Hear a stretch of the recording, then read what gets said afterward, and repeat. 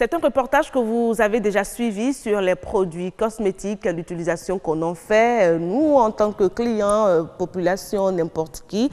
Alors c'est un reportage de Heureuse d'Anondé et c'est ça qui va donc installer notre invité Elonia d'Almeida. Le lait corporel hydratant, raffermissant ou encore éclaircissant. Ces produits cosmétiques abondent les pharmacies, certaines boutiques et notamment le marché international de Dantokpa. Si on parle de produits cosmétiques, c'est illimité. Si tu es un vendeur ou bien un revendeur, tu ne peux jamais avoir tous les produits. Tu vois par exemple, il y a les Sénégalaises, Dakaroises, Bamakoises, on a un peu de tout. Pour un seul achat, le vendeur ou la vendeuse présente plusieurs laits. L'embarras de choix s'installe donc chez la cliente qui cherche à prendre soin de sa peau. Certaines préfèrent alors s'abstenir de l'usage de ces produits, le plus souvent importés. À ce qu'on voit très souvent, à la longue, ça gâte le teint, la peau. Et c'est pour cela que moi, j'ai décidé de ne rien utiliser, garder mon teint naturel. Mais d'autres trouvent quand même pour leur compte. J'ai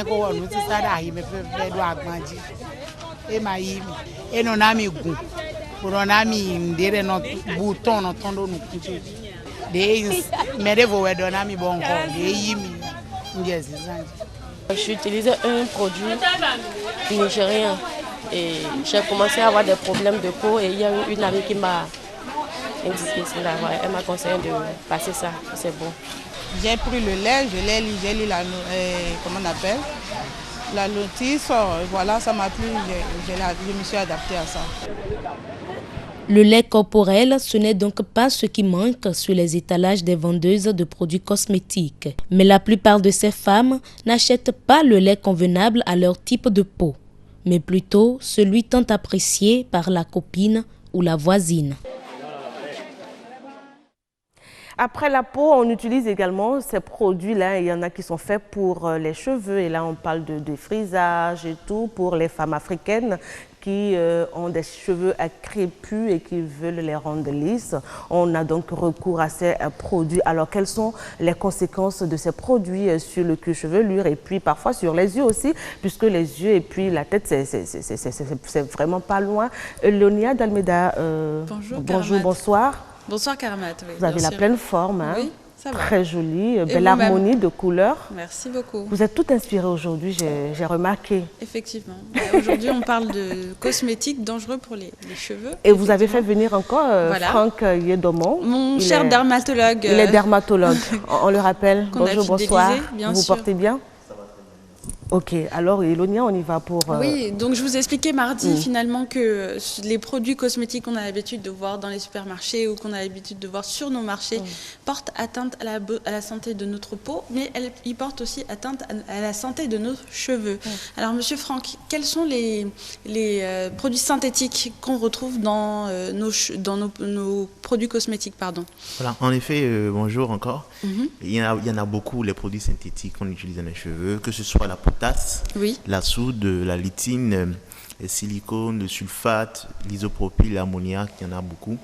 Et ces produits sont utilisés en fait pour permettre de faire des défrisages ou bien ils sont utilisés dans le cas des lissages de cheveux ou également dans des shampoings ou dans les lotions capillaires. Donc ces produits existent et puis l'industrie en général qui produit ça va aller beaucoup plus vers des produits qui seront chimiques plutôt que des produits qui sont naturels. D'accord. L'ironie du sort, c'est que quand on regarde dans les études, c'est que la plupart des firmes qui produisent des produits capillaires sont faits par des Européens, des Asiatiques, etc. Ça vient sur nos marchés en Afrique.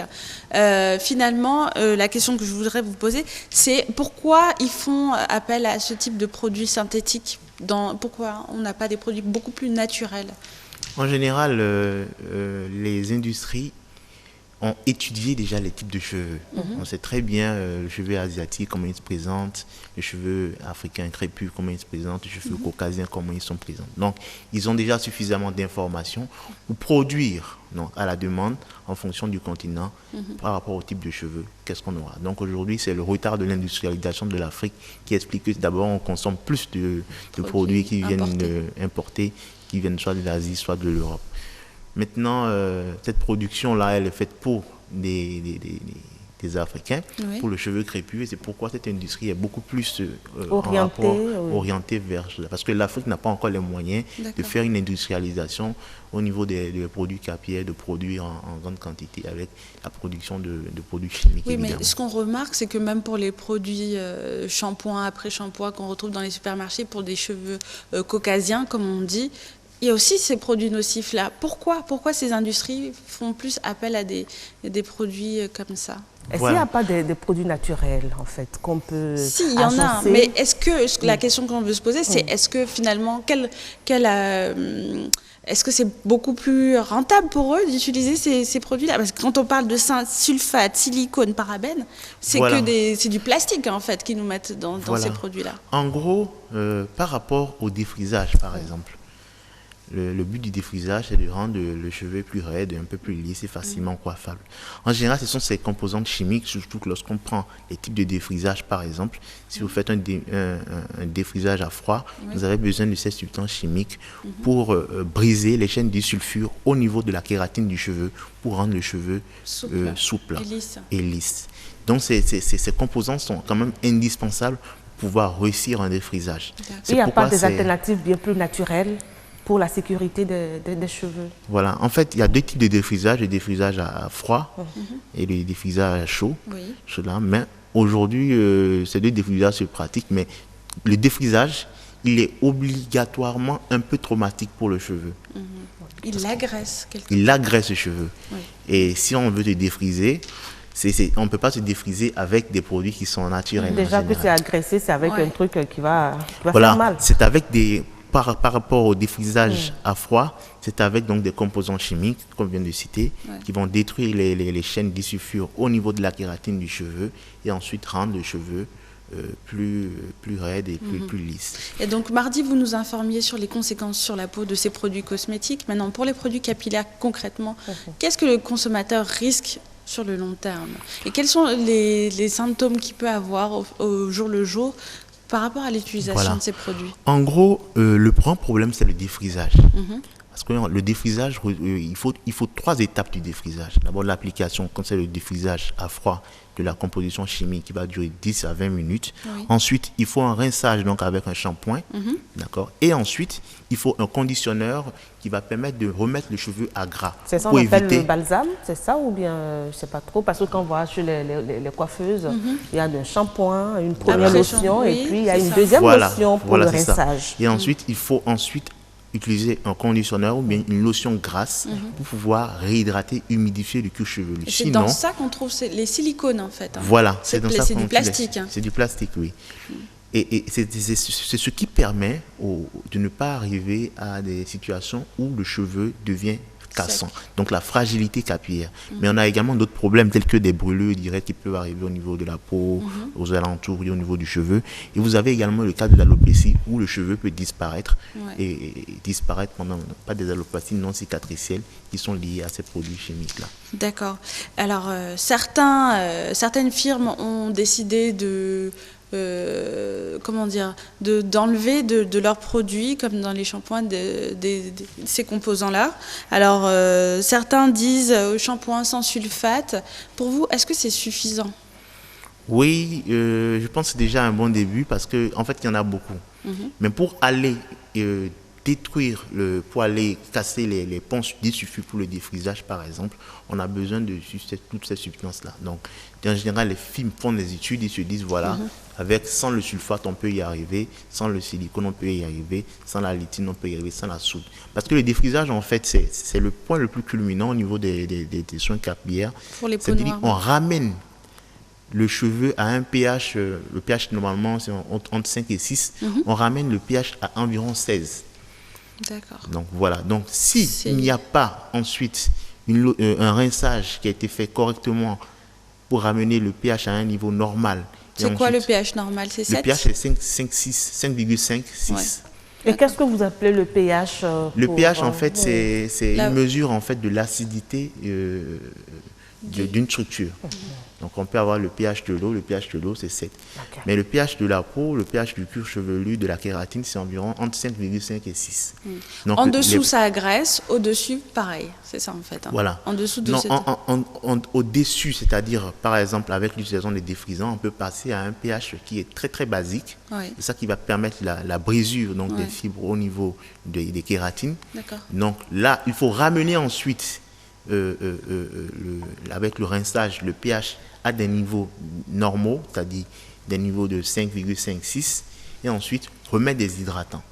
Mais en dessous, si vous avez un pH qui devient acide, vous êtes à 3, à 4, vous êtes sujet à faire d'autres maladies de peau qu'on appelle les champignons, en général les dermatophysies qui peuvent apparaître sur la peau. Donc, il faut toujours garder un équilibre de ce pH-là au niveau de la peau et du cuir chevelu. Mais finalement, quand on modifie la structure de son cheveu, est-ce que c'est possible de revenir en arrière et de retrouver la structure en spirale du départ? En général, par exemple, le défrisage à chaud, vous en avez environ pour une semaine. Il y a des femmes qui le font tous les jours, ou bien tous les 2 jours, tous les 3 jours. Par rapport au défrisage à froid, ça tient plus. Ça fait 2 semaines avec les composants chimiques, 2 semaines, 3 semaines. Mais le problème, c'est d'arriver à faire des vacances de défrisage. De faire des vacances de défrisage, d'espacer, de ne pas faire des coiffures qui sont très serrées, d'accord, et d'hydrater suffisamment le cuir chevelu. Sinon, il y a d'autres techniques. Il y a des techniques radicales. On garde les cheveux à ras, tout simplement. Ou bien, il y a des techniques comme les dreadlocks, ou bien les dreadlocks, c'est-à-dire qu'il y a un emmêlage donc, du cheveu dans dans un maillage qui fait que le cheveu pousse on n'a plus les problèmes de défrisage, etc. Le cheveu pousse en longueur et là, sinon, voilà, on est obligé de se défriser parce qu'on se dit que le défrisage entraîne un certain lissage du cheveu et qui te rend plus élégant. Donc, on est obligé de faire avec les produits qu'on a sur le terrain. Donc, j'imagine que sur les produits décrépants, c'est la même chose que le défrisage, ça altère la fibre capillaire. Maintenant, ce qui se passe, c'est que sur le marché, il y a énormément de produits bio qui viennent sur le marché. Nappy, vous savez, c'est le mouvement capillaire en vogue où on doit garder son cheveu naturel. Voilà. Maintenant, dans ces produits-là, la plupart des consommateurs remarquent qu'au niveau des étiquettes, il n'y a pas assez de précision sur les ingrédients qui sont utilisés dans ces produits capillaires. Qu'est-ce que vous en pensez? Est-ce que, quelque part, vous ne pensez pas que... de contourner. Hein. Voilà. Bon, le phénomène Nappy, c'est un phénomène qui permet de garder ses cheveux naturels, de les entretenir. C'est une très bonne chose parce que ça va beaucoup plus vers ce qui est bio. Maintenant, au niveau donc, des formulations qui sont faites, qu'est-ce qu'il y a dedans? On ne sait vraiment pas réellement cela. Donc ça doit être vraiment un réel plaidoyer qu'on doit faire vers les gens qui produisent des produits Nappy. Plus précis sur les emballages. Et pourquoi pas avoir donc des productions locales qui soient sécurisées de ces produits-là. Sinon, en général, si je produis en Allemagne pour des Africaines, je produis, j'ai pas forcément besoin. S'il n'y a pas une forte surveillance sur mes produits, un label sur mes produits, je peux mettre un peu ce que je veux. D'accord. Et en Afrique, on n'a pas de structure, de société qui régule tout ça, finalement? Si, au Bénin, il y en a, mais le cosmétique, il y a comme la direction des pharmacies qui s'occupe donc de la surveillance aussi bien du médicament que des cosmétiques. Il y a, je crois, une agence qui s'occupe uniquement du cosmétique qui se réunit peut-être 3-4 fois par année. Donc maintenant, la réalité, vous pouvez la voir au marché d'Antokwa et les cosmétiques, il y en a. Il y en a à foison. Hein, Effectivement, il y en a à foison. Bon, finalement, pour le consommateur... C'est des impôts, ça fait gagner tout le monde. Exactement. pour la consommatrice qui se retrouve vraiment avec des séquelles liées à l'utilisation de ces produits cosmétiques, est-ce qu'elle peut se tourner vers qui elle doit se tourner pour... Un dermatologue? Oui. Voilà, en gros, le dermatologue peut s'occuper des problèmes liés donc à l'utilisation des cosmétiques capillaires, en particulier ceux qui concernent les brûlures ou bien ceux qui concernent donc les chutes de cheveux ou les alopécies qui vont arriver liées à une utilisation progressive. Comment on traite ça? Est-ce qu'il y a vous avez des produits, des médicaments? Voilà, en général, il y a des médicaments qu'on connaît très bien parce que le cheveu est fait à base de kératine. Donc on a besoin de ramener des substances donc, qui vont influencer la production donc, de la kératine, c'est-à-dire la vitamine B, en général on utilise la cystine, et la cystine également qui va avec des compléments vitaminiques, ramener le cheveu, ramener la texture du cheveu, ramener la dureté du cheveu et de sa force. Alors, donc, oui. Il y a autre chose, c'est que face à ça, beaucoup de firmes aussi se sont lancées dans des produits capillaires en forme de gélules qui sont censés faire pousser les cheveux avec de la biotine, d'autres composants. En fait, là, ce sont des compléments alimentaires qui vont permettre de ramener, d'avoir une bonne texture du cheveu. C'est des compléments alimentaires. Et certains tirent la sonnette d'alarme sur ces produits-là. Est-ce que c'est fiable ou pas du tout? C'est presque fini. On finit avec ça, docteur? Oui, mais par rapport à ça, je pense qu'il faut aller vers des études scientifiques pour savoir réellement... Sinon, c'est beaucoup plus des gros placebos. Des placebos. Voilà, très bien. Merci je vous beaucoup. remercie, Monsieur Yédomon. On se retrouve un mardi, Karamat, pour un nouveau Boto. Mardi, ça va se faire avec Heureuse Danondé qui va prendre donc ma place. Merci Monsieur Yédomon. Vous êtes dermatologue et vous êtes venu nous parler donc des conséquences de l'utilisation des cosmétiques sur les cheveux. Et puis ça doit aussi forcément avoir un petit impact sur les yeux. Elonia Dalmeda, merci beaucoup. Merci.